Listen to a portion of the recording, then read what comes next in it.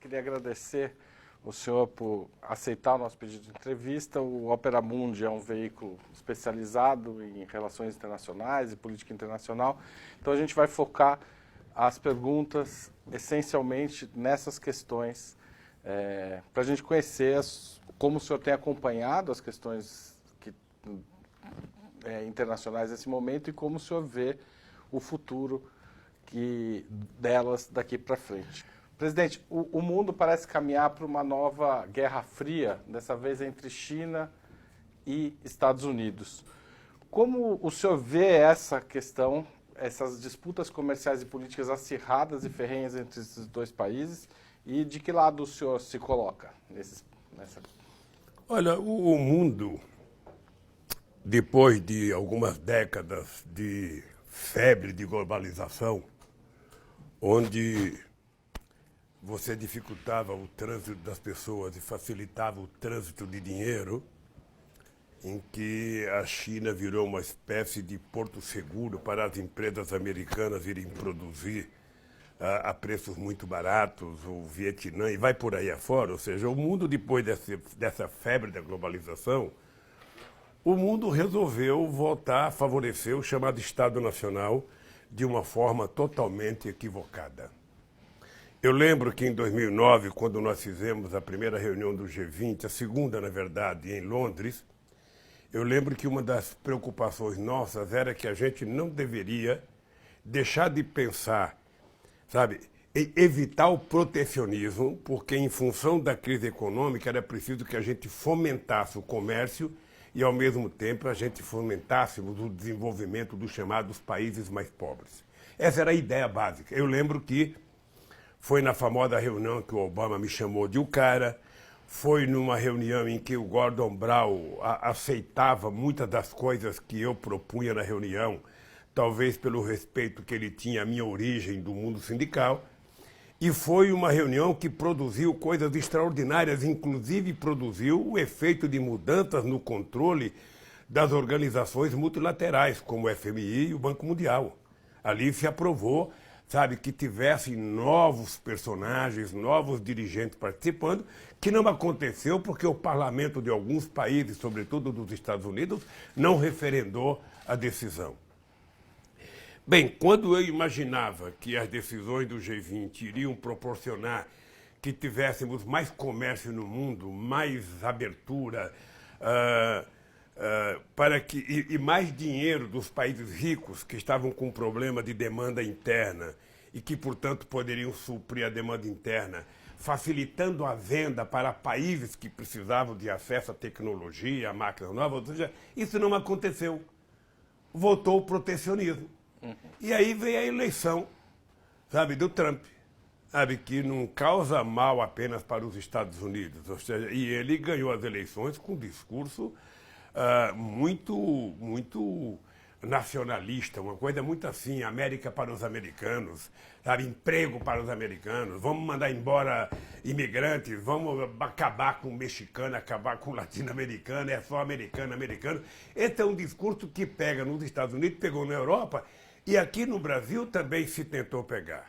Você lembra que em 2006, quando eu fui candidato e o Alckmin disputou comigo, ele levantava a dúvida do dinheiro que o Brasil tinha emprestado para o metrô da Venezuela. Ele só parou de falar quando eu alertei ele que o contrato e o acordo tinha sido feito pelo Fernando Henrique Cardoso e corretamente, porque no acordo o Brasil exportava serviço de engenharia para a Venezuela. Eles pararam.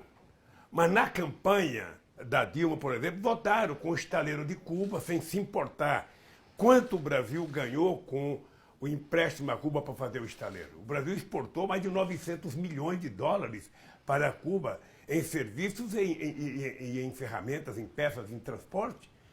Ou seja, então o mundo voltou a se fechar a partir do Trump numa guerra fratricida. Porque nesse instante em que a humanidade vive, em que ainda você tem quase que 1 bilhão de pessoas passando fome, pessoas que se não têm calorias e proteína necessária para viver decentemente, Quer dizer, o mundo estava precisando de mais progresso, de mais desenvolvimento, de mais crescimento e de mais acessibilidade de alimentos às pessoas pobres. E isso significa que os países ricos teriam que mudar de comportamento, coisa que não mudam. Agora, nesse cenário... Só dar um dado para você. Uma coisa que eu fico assim assustado é que quando teve a crise de 2008, sabe? Primeiro teve a crise do subprime nos Estados Unidos em 2007. Eu lembro disso, que eu estava no Panamá, numa reunião com mais de 300 empresários brasileiros e panamenhos. E eu lembro a loucura que deu nos empresários que tinham dinheiro nos Estados Unidos e alguns correram logo para lá para tentar resolver o problema do subprime. E depois veio a crise de 2008 com a quebra do Lehman Brothers. Ou seja, em todas essas crises eu nunca vi o FMI se manifestar, ter um discurso, ter uma proposta, o Banco Mundial. Sabe? Nunca deram um palpite. O Lehman Brothers já custou mais de 14 trilhões de dólares e até agora o FMI não se mete. E ele se mete muito quando a crise é aqui. Na Argentina já conseguiram colocar a Argentina numa encalacrada. Então eu penso o seguinte, olha, essa crise que nós estamos vivendo agora, essa crise, ela carece da ausência de liderança política, porque crise política se resolve com discussão política. E os Estados Unidos não está nem um pouco interessado em resolver o problema. Brigar com a China é brigar com o maior consumidor deles e o maior exportador deles.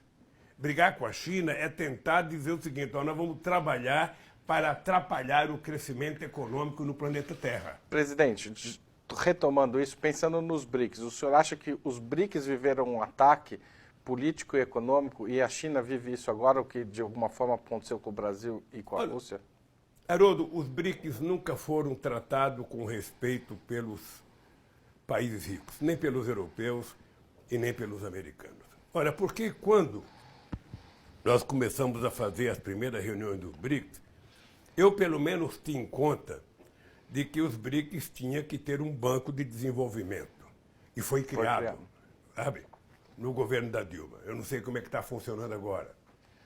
Os BRICS tinham interesse de criar uma cesta de moeda para que a gente não ficasse dependente do dólar como moeda para nossas exportações. E o Obama tinha uma preocupação muito grande. Eu lembro que quando nós criamos os BRICS, eu lembro que o Obama tinha preocupação, sabe, se a gente ia criar ou não uma moeda. Quando a gente falava de banco sul-americano, de banco dos BRICS, eles ficavam meio horrorizados que a gente queria criar uma nova moeda. E eu achava que a gente tinha que criar uma moeda para fugir. Você não pode ficar dependente da moeda de um país que tem a máquina de produzir aquela moeda. Você não pode ficar dependente, não era assim. Eles tomaram atitude e na verdade, eles tomaram para si a ideia de que o dólar seria a moeda internacional para o comércio, sem falar com ninguém. Foram impondo, e o mundo hoje depende disso. Então, eu acho que os BRICS nunca foi bem aceito. Eu acho que os BRICS deixou de fazer algumas coisas porque as pessoas também não sabiam. A gente não sabe de tudo na mesma hora, mas os BRICS devem funcionar como a criação de uma nova proposta de desenvolvimento e uma nova proposta de relações internacionais e comerciais entre os países. O BRICS pode ser um modelo, sabe, para equilibrar o mundo e livrar um pouco o mundo da dependência que o mundo tem da arrogância de alguns governos americanos. Presidente, nesse cenário, qual o papel da esquerda mundial? É retomar a ideia de socialismo ou trabalhar para melhorar a vida dentro do capitalismo? Olha, eu acho que a esquerda ela tem que pensar o que ela quer sobre muitos assuntos. Veja, eu acho que depois da queda do Muro de Berlim, muita coisa ficou mais difícil para a esquerda. Eu, na verdade, fui muito criticado no Brasil porque eu era um cara favorável à queda do Muro de Berlim. Eu nunca aceitei a ideia de pensamento único, nunca aceitei a ideia que tudo seria resolvido se tivesse escrito no manual. E eu acho que a queda do Muro de Berlim, ela permitiu que a esquerda pudesse voltar a pensar livremente nova forma de organização, a pensar livremente nova forma de fazer sindicalismo, a pensar novamente em brigar para melhorar de vida. Olha, mas isso não aconteceu. Isso não aconteceu. A direita foi muito mais ousada do que a esquerda, porque a direita partiu para temas, muitas vezes temas de interesse eminentemente do Estado, por exemplo, o discurso contra os imigrantes. Ou seja, o discurso é um discurso muito forte em qualquer país do mundo. Veja o que está acontecendo agora no Brasil com os discursos do governo em relação à Venezuela. Quando começou essa xenofobia contra os imigrantes, eu lembro que eu fui no Ministério da Justiça com o Tarso Genro e assinei a legalização de 150 mil bolivianos que estavam no Brasil para dizer que os imigrantes não são os problemas desse país. Os imigrantes, em muitas circunstâncias, eles foram salvação. O Brasil, por exemplo, trouxe muitos imigrantes aqui para, primeiro, misturar a nossa raça, fazer uma miscigenação do povo brasileiro. Segundo, para aprender a produzir, sabe, na agricultura. Terceiro, para ter mão de obra qualificada, não só de negros, mas de europeus. Então, nós não soubemos fazer esse discurso. Tá? Então, eu acho que a esquerda tem que pensar um novo discurso e assumir efetivamente a necessidade de que só vale a pena governar se você tiver com o povo no centro de todas as decisões. Para que você quer governar? Você quer governar para melhorar a vida do povo. Não tem outra razão para você governar. Você não quer ser governo, sabe, pelo menos na lógica da esquerda, para resolver o problema do sistema financeiro. Você não quer governar para resolver o problema dos grandes empresários. Você quer governar para resolver os problemas das pessoas que não têm acesso, as pessoas que estão marginalizadas. E eu lembro que eu tinha divergência com alguns companheiros meus europeus que vinham ao Brasil e eles achavam que o nosso discurso do PT era muito radical. Era muito radical nos dias de hoje, porque eles fizeram esse mesmo discurso nosso logo no pós-guerra ou no começo do século XX. Eles fizeram esse mesmo discurso. Agora, como eles conquistaram o chamado Estado de Bem-Estar Social, né, e eu acho que foi uma coisa fantástica pelo seguinte... ninguém agradece aos russos, mas foi graças à Revolução de 17 que fez com que, sabe, os europeus caminhassem para a criação do Estado de Bem-Estar Social, que agora está acabando. Então, o que a esquerda tem que fazer? A esquerda precisa voltar, não a construir o seu discurso original, mas a esquerda precisa saber o que está acontecendo no mundo, ou seja, na medida em que você não tem uma confrontação mais direta, você tem apenas um lado capitalista impondo regras, onde tudo é feito em função de melhorar a produtividade, de melhorar a rentabilidade, e não tem nada pensando em como melhorar a humanidade. Como melhorar?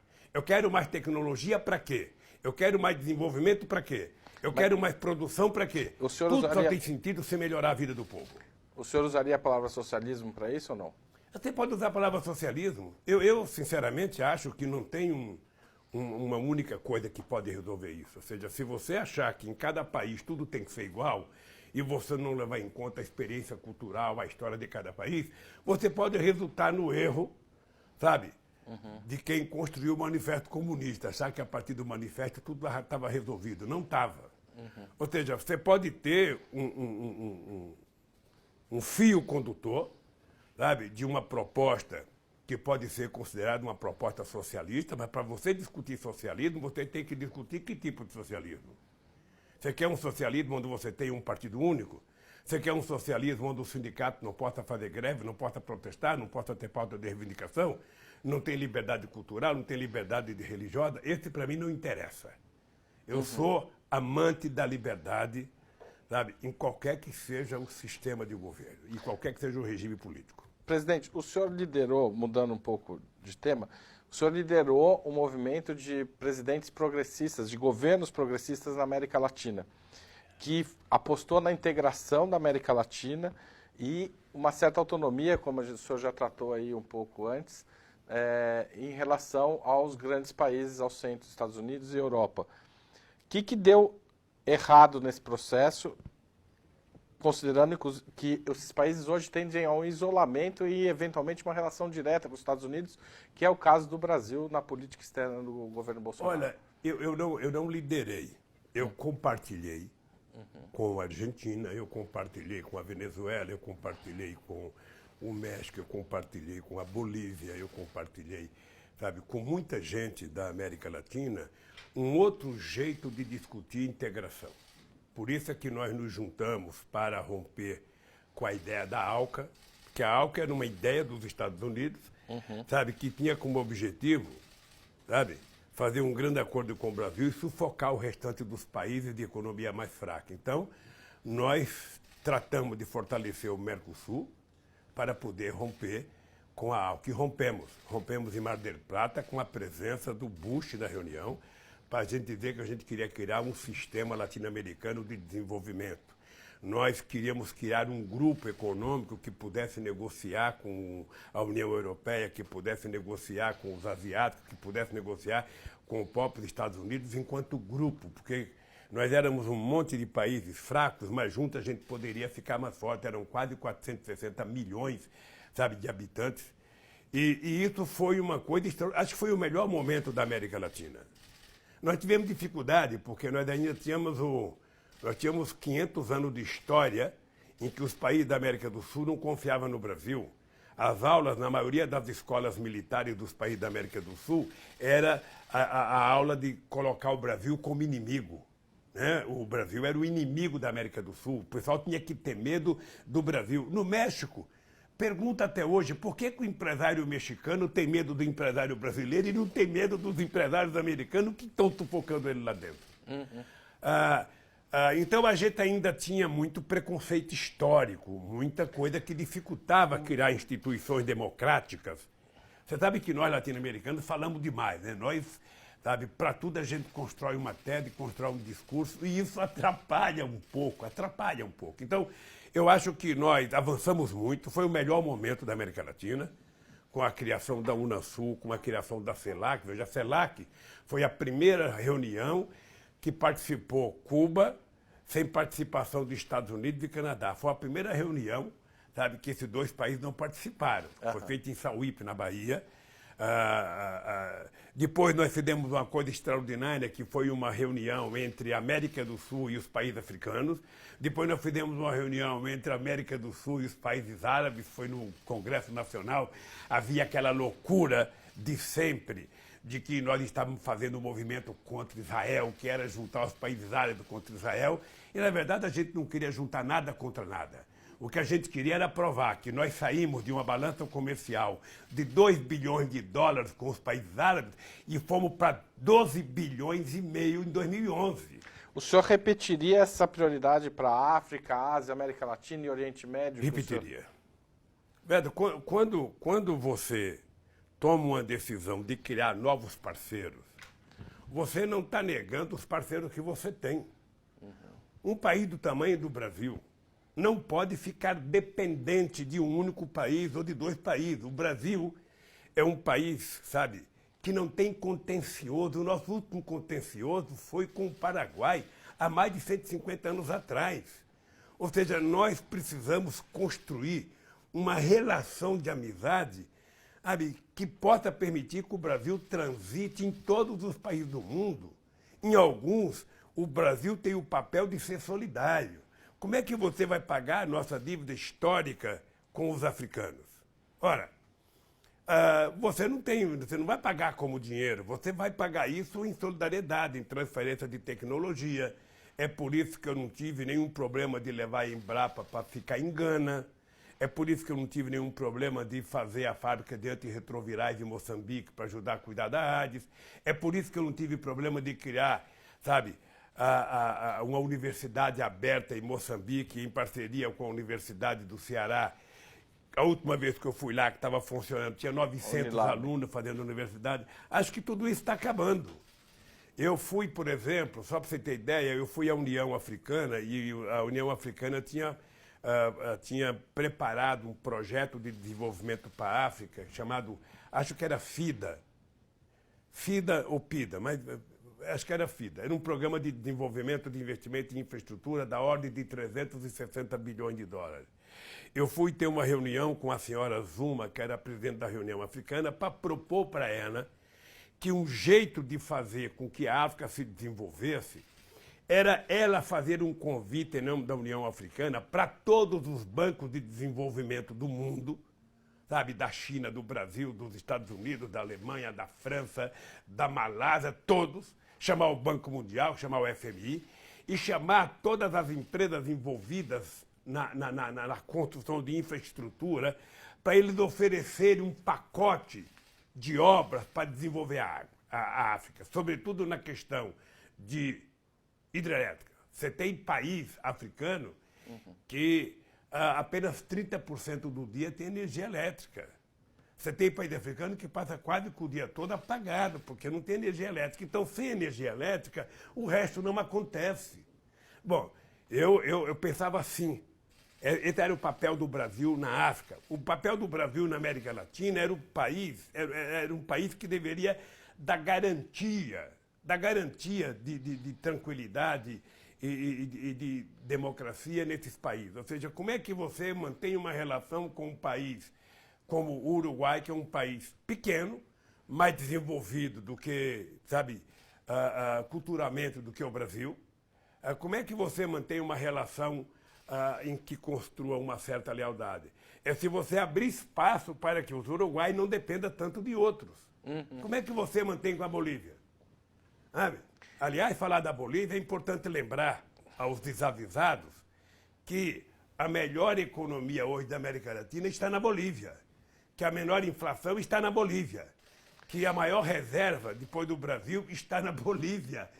E presidente, é bom o senhor citar a Bolívia. Enfim, o senhor teve um problema no início do governo com a Bolívia e depois isso foi solucionado na questão do petróleo. O petróleo hoje está sendo, voltou a ser tema também por conta dos ataques à Arábia Saudita, etc. O senhor já falou que o pré-sal levou os Estados Unidos um dos motivos do golpe contra Dilma seria o interesse norte-americano no petróleo brasileiro. Qual que é a importância do petróleo nesse jogo? Olha, primeiro, eu não tive conflito com a Bolívia. O Evo teve um conflito comigo e eu não esqueço nunca que aqui no Brasil, sobretudo a elite paulista, achava que o meu governo era frouxo porque eles queriam que eu brigasse com o Evo Morales. E na minha cabeça passava essa seguinte ideia: como é que pode um metalúrgico de São Bernardo do Campo brigar com o índio cocaleiro da Bolívia? Eu queria brigar com o Bush não quis brigar comigo nunca. O Bush teve uma boa relação comigo. Como é que eu vou brigar com o Evo? Ademais, eu achava que o Evo tinha razão. A Petrobras na Bolívia era muito pedante. A Petrobras na Bolívia tinha uma direção que era muito arrogante. Ela achava que ela governava a Bolívia. E o gás era do Evo, ele tinha o direito daquele gás. Eu nunca me opus a isso. Então, na verdade, eu não esqueço uma história fantástica, que é o seguinte: eu estava em Viena, não estava vendo um concerto, não. Eu estava participando de uma reunião entre a União Europeia e a América Latina. E estava no auge da briga. Foi num dia, vocês vão lembrar, num dia que o Chaves agrediu o Senado brasileiro. E foi o primeiro dia em que nós fizemos uma resposta dura ao Chaves em defesa do Senado no Brasil. Você vai lembrar se você for ver a história do momento. E naquele dia, eu estava no hotel, chamei o Evo Morales, participou da reunião. Eu não sei se o Chaves participou, mas eu sei que o Raul Castro participou da reunião. E eu peguei o mapa da América do Sul para mostrar para o Evo o que ele estava fazendo comigo. Eu dizia: Evo, você está com uma espada na minha cabeça. Você está impondo determinadas coisas em função de que o gás é seu. Tá? Agora, deixa eu te dizer uma coisa. Eu vou colocar uma espada na sua cabeça, sabe? Para que a gente equilibre o jogo. Olha o mapa da América do Sul. Você não tem para quem vender o teu gás. Para vender para a Argentina, você tem que fazer um gasoduto. Nem você nem a Argentina tem dinheiro. Para vender para os Estados Unidos, você tem que passar pelo território da Colômbia, pelo território do Peru, pelo território da Venezuela. Chile, que não... Para você sair no Oceano Atlântico, você tem o Rio Madeira, que é uma boa possibilidade. Agora, veja no mapa. Você só tem um pedacinho do Rio Madeira. Então, eu estou te dizendo isso, meu querido. Ele me chamava de hermano maior, hermano mais velho. Eu falava, eu estou dizendo isso, hermano, porque é o seguinte, eu estou com a espada na tua cabeça.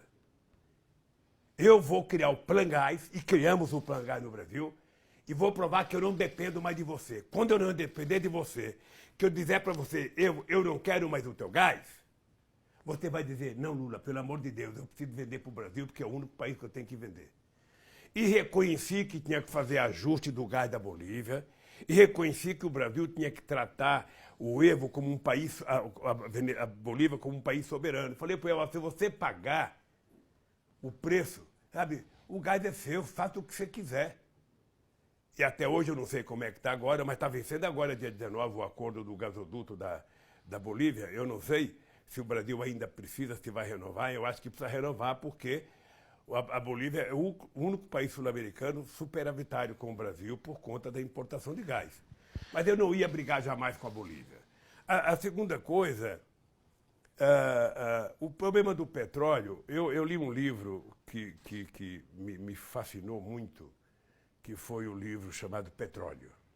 Eu tenho dificuldade de falar nome em inglês, então eu esqueço com muita facilidade o nome do escritor. Mas é um livro de quase 1000 páginas, em que conta a história do petróleo desde que ele foi descoberto pela primeira vez nos Estados Unidos. De lá para cá, de 1859 até 2019, o petróleo está perdendo agora para a chamada indústria de dados, sabe? Mas a verdade é que o petróleo sempre determinou a política mundial. Sempre. Em todos os momentos. Em todos os momentos. Sabe? O petróleo causou mais guerra do que paz. E sempre na cabeça disso está quem? Os Estados Unidos. Sabe? Hoje todo mundo precisa saber que a guerra do Iraque foi feita por conta do petróleo. Todo mundo precisa saber que a Petrobras descobriu nos anos 80 o maior poço contínuo de petróleo no Iraque, sabe, que tinha por volta, eu não sei o número exato, por volta de 80 bilhões de barris de reserva, e que o Saddam Hussein, quando tomou a informação, tirou a Petrobras de lá e o Brasil pagou vendendo Passat para o Iraque. Esse petróleo estava lá, e é por isso que foi feita a guerra com o Iraque. Não tinha esse negócio de armas químicas, cadê as armas químicas? Foi esse Bolton que tirou o Bustani da agência que cuidava de armas nucleares e armas químicas, porque o governo brasileiro se acovardou. Então, o petróleo sempre foi o causador. No Oriente Médio, de várias guerras, vários conflitos, vários preços. E agora a mesma coisa. Veja, tentar jogar a culpa em cima do Irã é uma velha tática americana que não sabe trabalhar sem ter o inimigo. O inimigo é sempre ou latino-americano, ou árabe, ou russo. Agora o chinês. Você tem que ter essa cara para ser inimigo. E a cara do anjo salvador da democracia é o americano. Aliás, os americanos, nesse aspecto, são fantásticos. Ou seja, eles tomaram uma surra no Vietnã, que até hoje eles não esqueceram. Mas veja, para a molecada que assiste esse filme desses super-heróis, do Rambo e outros que tais, sabe, um cara sozinho ganha a guerra. Eles ganharam todas as guerras, todas as batalhas no Vietnã, ninguém no Vietnã, no cinema. Então, os americanos não sabem trabalhar sem ter o inimigo. Tá? Então, o inimigo agora é o Irã. Eu só queria lembrar o seguinte, o Irã não é um país qualquer. É preciso respeitar a cultura milenar do Irã. É preciso respeitar os 80 milhões de iranianos. É preciso respeitar a relação do Irã fronteiriça com um país muito importante que é a China. E é importante que se descubra de verdade quem provocou a explosão da refinaria, ao invés de você culpar a priori o inimigo. É mais ou menos o que aconteceu comigo aqui. Mais ou menos, ou seja, inventaram uma mentira. Essa mentira foi comprada e vendida à sociedade pela Globo. A partir da mentira não tem que explicar mais nada. Vamos criar na sociedade uma convulsão de que nós não conseguiremos derrotar o PT em eleições, já tínhamos ganhado 4, íamos ganhar a 5ª, e se tivéssemos chance, íamos ganhar a 6ª, sabe? Porque nós somos melhor do que eles, organizamos melhor do que eles e fizemos mais do que eles. Então encontraram um jeito, contaram uma mentira para a sociedade, eu estou aqui. sabe? Eu estou aqui. Quando essa mentira vai ser desenvolvida e explicada para a sociedade, o Intercept está cumprindo uma parte. Os meus advogados, na minha defesa, cumpriram outra parte. A imprensa brasileira, você tem uma parte da imprensa tão canalha, que eles não deram até hoje uma única notícia da Intercept. Uma notícia. Você pega o Jornal Nacional, só deram para tentar livrar a cara do Faustão. Tá? Aí explicaram. Depois eu não sei se deram outro pedacinho para justificar a cara de alguém. Mas o dado concreto é que, na hora de publicar as mentiras como verdadeiras, eu tinha todo santo dia 20 minutos no Jornal Nacional mentindo, divulgando as mentiras do Bolsonaro e as mentiras do Dallagnol. Do Bolsonaro não, desculpa, as mentiras do Moro e as mentiras do Dallagnol. Pois bem, eles não queriam saber se era verdade, eles não perguntavam para o meu advogado, eles não queriam saber a contra-informação. Agora, eles encontraram um argumento, sabe, não reconheço. Olha, reconhece sim. Se tem uma quadrilha organizada nesse país, chama-se a Lava Jato. É uma quadrilha organizada, feita inclusive com o objetivo de roubar dinheiro. Pega o acordo de 2,5 bilhões da Petrobras, pega o acordo com a Odebrecht, que está no acordo de leniência, que nós estamos tentando receber informações, já pedimos inclusive no Supremo Tribunal Federal, queremos o acordo de leniência da Odebrecht com a Lava Jato. Eu queria voltar, desculpa interrompê-lo, mas eu queria voltar para as questões internacionais um pouco. E nesse aspecto... Esse negócio da Lava Jato é o mais internacional de todos os negócios. Por quê? Porque, na minha opinião, o Brasil é refém. O Ministério Público Brasileiro, através do Janot, através do Moro e através da Lava Jato, o Ministério Público Brasileiro se submeteu ao Departamento de Justiça dos Estados Unidos da América do Norte. E por trás disso está o interesse no pré-sal. E quem que é o responsável por isso? É o Obama?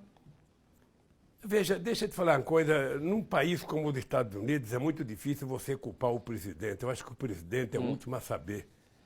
Lá e no Brasil. Mas você sentiu... Depois eu queria falar de outro assunto. Deixa eu te falar uma coisa. O problema é que desde que nós descobrimos o pré-sal, tá? Veja, pega o mapa e dê uma olhada. O pré-sal está na divisa da fronteira marítima do Brasil.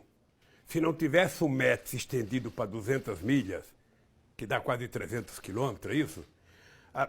O pré-sal estaria em águas estrangeiras, em águas internacionais. 320. Então, ele está ali no limite, na divisa. Sabe? Então, o que aconteceu? Logo que nós descobrimos o pré-sal, os americanos logo colocaram para funcionar a quarta frota que tinha sido desativada na Segunda Guerra Mundial, logo depois da Segunda Guerra Mundial.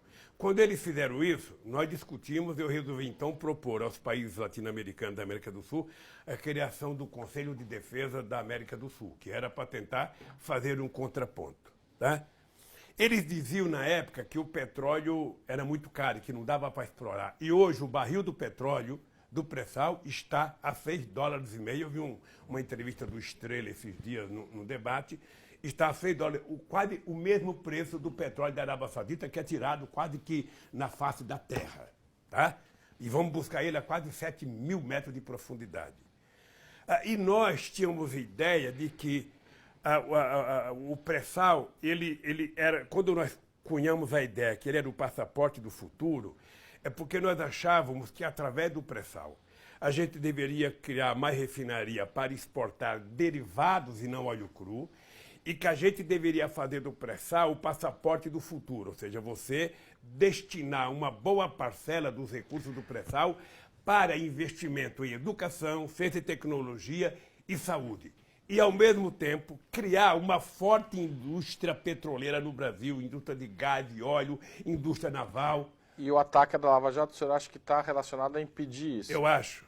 Acho que está intimamente ligado, porque, veja, você está lembrado que em 2012, se não me falha a memória, eu não lembro as datas, roubaram informações secretas da Petrobras, roubaram um container. Né? Roubaram um container da Petrobras. Até hoje não se sabe onde foi parar esse container com as informações sigiladas da Petrobras. A empresa que dava certificação para a Petrobras na época parece que era a empresa que era do vice-presidente do Obama. Tá? Ora, os americanos, com as informações da Petrobras, eles tinham importância, por isso é que eles não aceitavam a lei da partilha. O senhor acha que o governo Dilma cai também por conta disso? Eu acho que cai. Era preciso tirar o PT. Tudo bem, presidente, Veja, mas por que, tentaram... que os governos da Bolívia, de Cuba e Venezuela conseguiram resistir e o governo brasileiro não? Olha, deixa eu lhe falar uma coisa para você, porque são coisas diferentes. São coisas diferentes, são culturas diferentes. Na Bolívia, eu lembro que na Venezuela, quando eles deram o golpe no Chaves, em 2000, se não me falha a memória. Um pouco depois. Hein? 2002, eu 2002. Não, 2002, quando eu fui eleito presidente, 2002, quando eles deram o golpe na Venezuela, eu tomei posse em 2003, a primeira coisa que nós fizemos foi criar um grupo de amigos para tentar fazer o referendo revogatório, sabe, que foi uma coisa que deu fôlego ao Chaves para continuar governando a Venezuela, sempre muito tensa. Aqui no Brasil, veja, primeiro, eu não trabalhava com a ideia de que o PSDB e, sobretudo, o Aécio fosse fazer uma campanha do ódio que fizeram contra Dilma e, depois que terminou a campanha que perderam, resolveram boicotar o governo da Dilma. Ou seja, na verdade, quando eles elegeram Eduardo Cunha presidente da Câmara, a ideia era não deixar a Dilma governar. A Dilma tentou mudar, sabe, com a medida provisória, a questão da desoneração, porque a Dilma tinha desonerado entre 2011 e 2014 540 bilhões de reais. Ela queria acabar com a desoneração, porque nenhum caixa consegue perder tanto dinheiro assim. E colocaram o Eduardo Cunha para fazer maldade com ela. Ela mandava, sabe, uma medida provisória para desonerar a fábrica de papel assim, ele desonerava 500 coisas. E foi criando um rombo no governo. E eu acho que nós demoramos para fazer. Quando nós fizemos de forma atabalhoada e perdemos parte da nossa base. Se você for conversar com a CUT, for conversar com as organizações sindicais, você vai perceber que muita gente estava muito puto com o PT, sabe, por conta das propostas de reforma que a gente começou a fazer no final do governo da Dilma. Aí veio a posse, aí a verdade é que a Dilma não conseguiu mais governar. Mas vamos lembrar, para as pessoas perceberem, que o Brasil, em dezembro de 2014, tinha 4,3% ou 4,6% de desemprego. Era o menor da história do Brasil e era um desemprego comparado à Dinamarca, comparado à Finlândia, comparado à Noruega. Sabe? Então, nós não conseguimos porque também o Congresso não trabalhou para ajudar a Dilma. Ali já havia a ideia de que era preciso infernizar a vida do PT e a vida da Dilma. Mesmo assim, eu tinha em mente que ele não estava atrás do impeachment só. Eu tinha em mente, já naquela época, de que o objetivo deles era evitar que o PT governasse de 2014 a 2018 e que o PT pudesse me eleger em 2018. Aí seria a morte para os tucanos, ou seja, porque o sonho do Fernando Henrique Cardoso era ficar 20 anos, sabe? E quem ia ficar mais de 20 anos era o PT no governo. E se nós ficássemos 20 anos, certamente nós teríamos consertado esse país muito mais do que fizemos nos primeiros 14 anos. Tudo bem, presidente, mas ainda ficando nos Estados Unidos, para encerrar um tópico que eu acho importante, o senhor se sentiu traído pelo Obama quando ele atrapalhou o acordo Brasil, Turquia e Irã? Olha, ele não atrapalhou o acordo, eu acho que o Obama foi vítima. O que ficou claro é o seguinte: nenhum país que compõe o Conselho de Segurança da ONU tinha conversa com o Ahmadinejad. Eu, numa reunião do G20, eu perguntei para o Obama, perguntei para o Sarkozy, perguntei para a Angela Merkel, perguntei para o Prodi, perguntei para vários companheiros europeus e para o Obama, vocês já conversaram com o Ahmadinejad? Ninguém tinha conversado com o Ahmadinejad. Eu falei, como é que vocês querem encontrar um caminho de paz se vocês não conversam com a pessoa? Você não tem noção da minha conversa com o Ahmadinejad.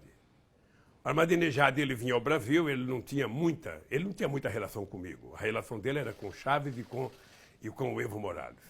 Um dia eu estava em Nova York, e ele estava lá e eu pedi uma conversa com ele, porque ele tinha dito que os judeus queria dizer que só eles tinham morrido na guerra, que era mentira de 6 milhões de judeus. Eu pedi uma conversa e fui falar para o Ahmadinejad, olha, eu quero saber se você pensa isso sobre os 6 milhões de mortos de judeus em campo de concentração. Porque é verdade que morreram 60 milhões na guerra, mas os judeus não morreram na guerra, eles foram assassinados. Sim. Campo de concentração é diferente. Então você não pode dizer que os judeus querem assumir o sofrimento pela guerra, porque eles foram vítimas, sabe? Não era soldado, eram seres humanos, criança, mulher, homem, que foram assassinados barbaramente pelos nazistas. Bom, disso surgiu a conversa do enriquecimento de urânio. E eu falei para ele, olha, Ahmadinejad, é o seguinte, ó, se você quiser, eu vou a Teherã conversar com você. Agora é o seguinte, eu defendo que você faça o enriquecimento de urânio nos moldes em que o Brasil faz. Sim. O Brasil enriquece urânio para fim científico e o Brasil quer o mesmo para você. Se você estiver disposto a conversar, eu vou ao Irã. E ele topou. Antes de ir, o Celso Amorim foi 2 ou 3 vezes, sabe, de forma meio sigilosa.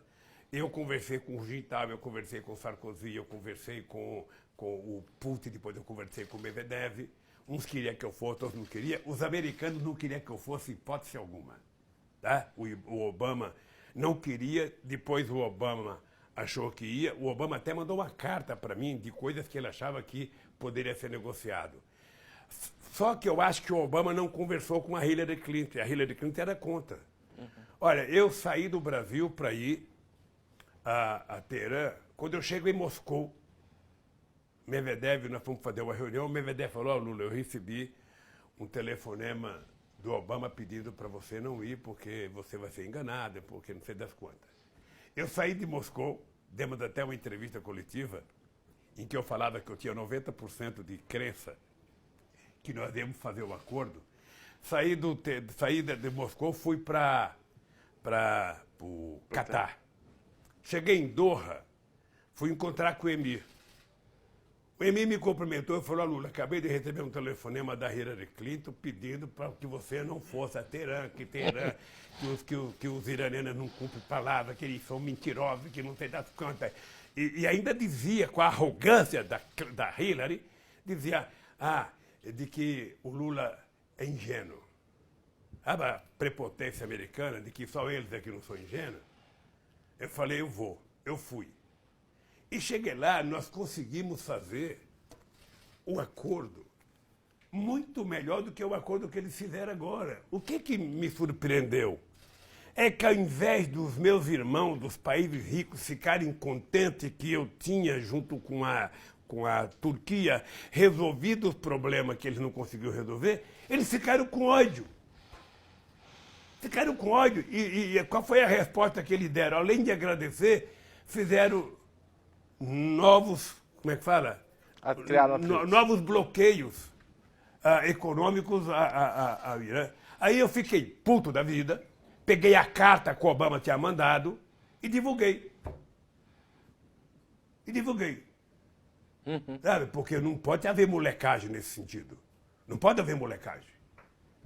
Sabe? Eu perdi quase 3 dias, eu fui ofendido. Você pega as matérias dos jornais conservadores aqui no Brasil, você pega um jornal troglodita como o Estadão, sabe? Que me triturava. Que Lula não tem das contas, Lula vai no eixo do mal, Lula vai não ter das contas, Lula... Sabe? Pois bem, nós conseguimos fazer, Brasil e Turquia, sabe, sob a batuta do meu querido companheiro Celso Amorim, que estamos acabando o tempo, temos 10 minutos. Que eu cansei de elogiar o Celso Amorim como o melhor chanceler do mundo no período em que ele foi meu chanceler.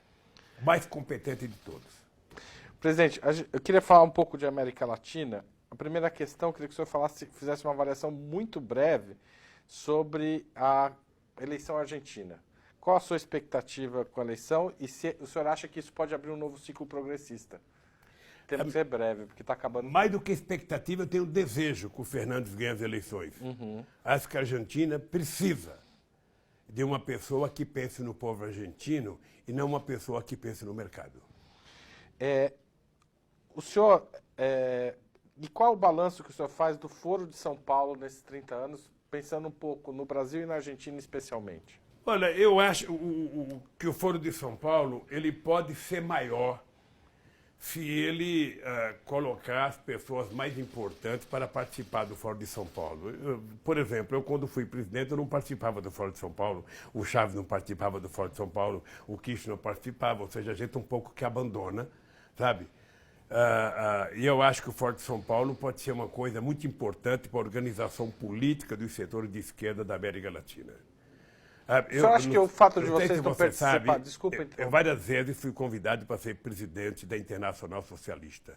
Pelo companheiro Sócrates, pelo Felipe González, pelo Zapatero, pelo D'Alema. E eu sempre me recusei. Primeiro porque o Brasil não era... O PT não era filiado à Internacional. Segundo, porque a Internacional tem a cara da Europa. Jamais poderia ser presidida por um latino-americano. Nós temos que criar uma coisa nossa. E o Fórum de São Paulo é essa coisa... sabe, que a gente pode criar se a gente quiser. Agora tem mais o Fórum de Puebla, que participa o Haddad, o Celso Amorim, sabe, que pode ter uma coisa interessante. Agora, o senhor acha que o fato de vocês não terem participado, o senhor, o presidente Chaves, é um dos motivos por essa fantasia que existe em torno do Foro de São Paulo, de que é um grande conluio mundial? Não, o Foro de São Paulo, ele é atacado da forma mais imbecil. Mais imbecil, se esses trogloditas que atacam o Fórum de São Paulo participassem de uma reunião, eles iriam perceber, sabe? Porque, na verdade, eles falam do Fórum de São Paulo que eles falam, o que eles falam de tudo. Falam de artistas, falam de cultura, falam de LGBT, falam de sindicato, falam da cultura, ou seja, tudo virou monstro para eles. Ou seja, a ignorância do desconhecimento. Essa gente nunca participou de nada, sabe, que fosse plural. E o Fórum de São Paulo é uma coisa plural, é um fórum carente, ele poderia ser mais forte, mais incisivo, sabe, poderia ser uma grande organização. A ausência de vocês, o senhor acha que Eu pode acho que a ter ausência prejudicado? prejudica. Se você tem um encontro na Venezuela que não participa o maior líder, se você tem no Brasil que não participa, você tem na Argentina que não participa do Uruguai, sabe, obviamente que vai ficar enfraquecido. Presidente, o senhor... 15 anos depois do envio das tropas... Aliás, só para te dizer uma coisa que é importante, eu não posso perder a oportunidade de dizer, porque o Fórum de São Paulo foi uma criação nossa, do PT, sabe, notadamente do Marco Aurélio e minha, depois das eleições de 89. Eu nunca imaginei que poderia ganhar uma eleição por via do voto. Em 89 eu descobri que era possível. Aí tomei a decisão de convocar uma reunião da esquerda latino-americana, que ainda pensava muito em luta armada, para mostrar para ela que era possível ganhar as eleições organizando. E, graças a Deus, quase todos os partidos que compõem o Fórum de São Paulo já governaram os países da América Latina. E foi um momento muito bom para os países. Presidente, falando de Haiti, hoje o Haiti, 15 anos depois do envio das tropas brasileiras, continua um país em situação bastante...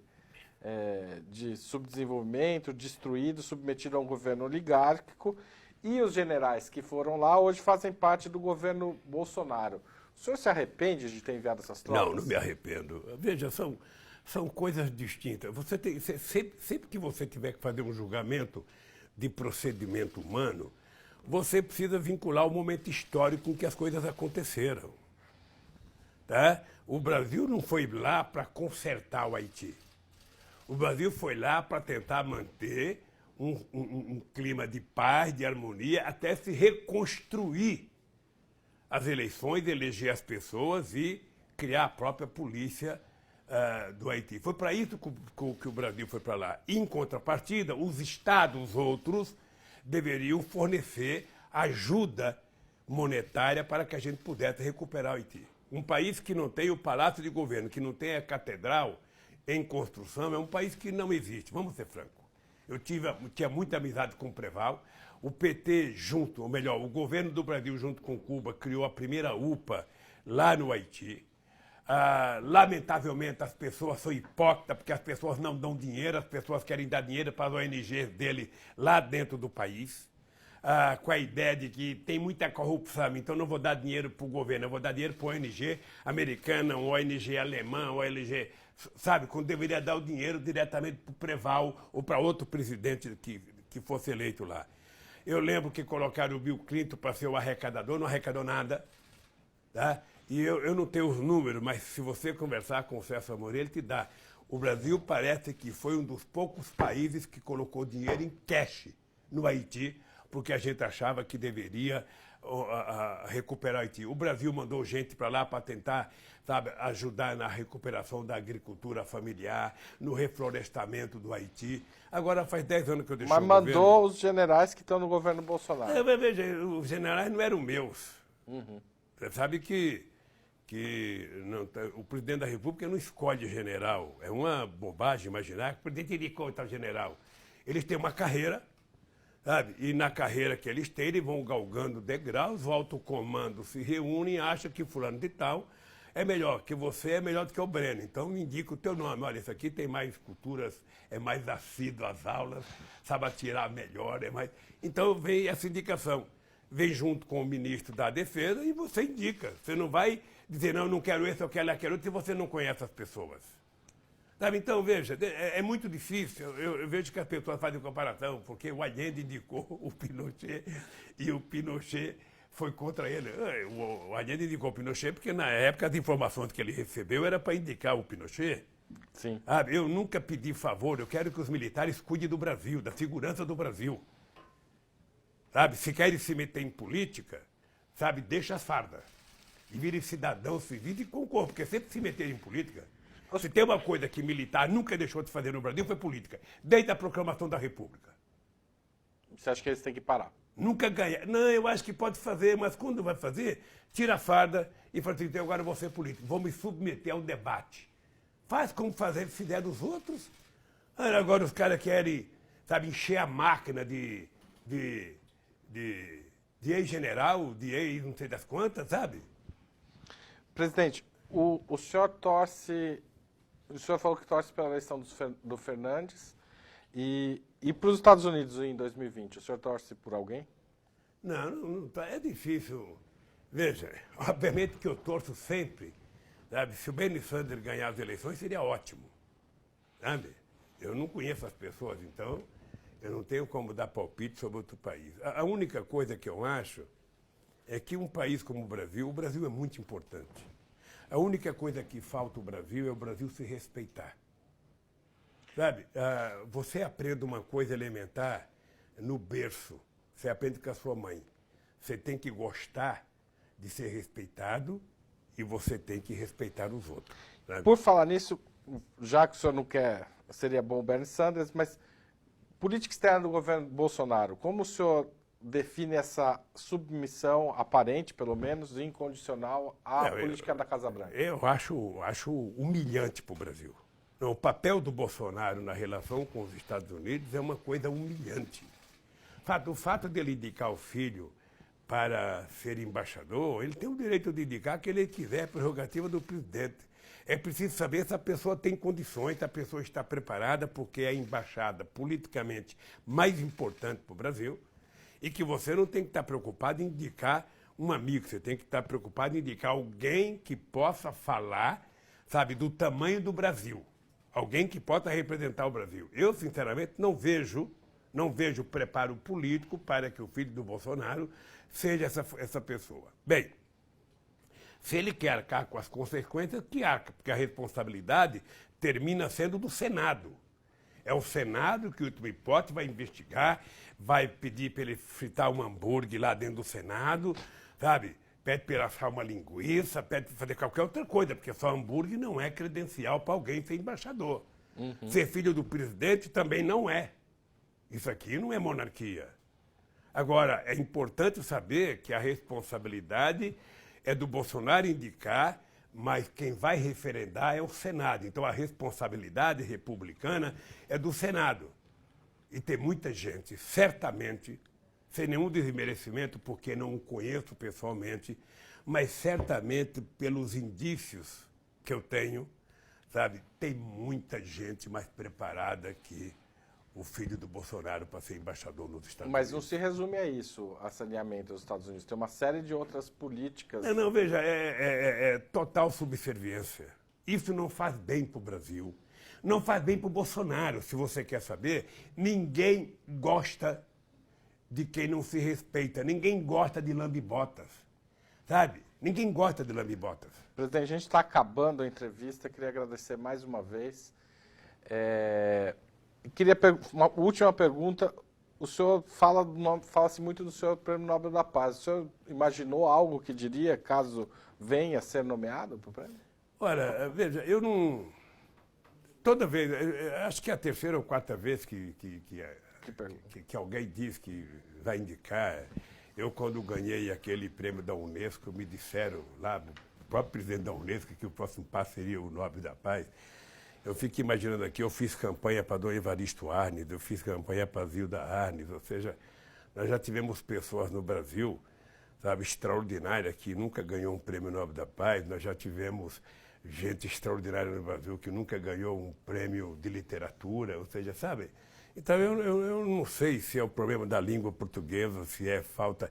Eu lembro que uma rainha, sabe, eu estava pousando com a minha família, com a minha delegação num palácio, e uma certa rainha, que eu prefiro preservar o nome, disse o seguinte: ó, Lula, se você der um sinal, sabe, de paz na Venezuela, se você tentar mostrar que a Venezuela não vai fazer nenhuma loucura, você tem facilidade de ganhar o Prêmio Nobel da Paz. Eu falei, olha, eu não posso dar palpite sobre outro país. Sabe? O Chaves é o que é, o Chaves foi eleito. Você pode criticar o Chaves de qualquer coisa. Sabe? Eu tenho críticas ao Chaves, mas a minha relação com o Chaves era muito forte, era uma relação de companheiro. Eu achava ele muito voluntarista. Eu achava. Sabe? Mas não vou deixar de gostar dele por conta disso. O Chaves fazia eleição a cada 2 anos. Vira e mexe ele tinha uma eleição, vira e mexe ele tinha uma eleição. O problema é que na Venezuela todo mundo falava que era Lula. O Chaves era meu amigo, o Capriles dizia eu sou o Lula da Venezuela, sabe? E nós resolvemos uma coisa fantástica que foi a criação do grupo de amigos. Uma vez eu fui a Letícia, na Colômbia, com o Celso Amorim e com o Marco Aurélio para evitar uma briga entre Chaves e Uribe. Na casa do Uribe, lá em Letícia, nós fizemos um documento lá para mandar para o Chaves, Era uma loucura. Era uma loucura. Sabe? Eu cheguei a dizer para o Bush, ó Bush, você quer que o Chaves pare de te encher o saco? Para de encher o saco dele. Pede para a Condoleta não ficar escrevendo artigo contra o Chaves no Miami Herald, ou seja, deixa o Chaves cuidar da vida dele, porque cada vez que você fala uma bobagem, é uma passeata. Cada vez que o Uribe faz bobagem, é uma passeata. Lá e cá. Então parece que tem pessoas que adoram uma briga para poder fazer política. E eu sou um homem de paz. Eu aprendi na minha vida o seguinte: uma boa conversa resolve, sabe, em pouco tempo o que uma grande discussão não resolve a vida inteira. Obrigado, presidente. Obrigado a você. Sabe? Espero que você tenha feito todas as perguntas que você queria fazer. Se tiver alguma coisa importante que eu não respondi, você pode fazer uma carta, mandar para o Marco Aurélio aqui, mandar para os meus advogados aqui, que eles me entregam, e eu posso responder para você por escrito, para que você faça a sua entrevista completa, sabe? E que o Breno não venha depois encher o saco que eu não respondi todas as perguntas. Não vai encher. Tá bom? Muito obrigado. Ele mandou um abraço para o senhor. Tá. Um abraço. Dê um abraço nele.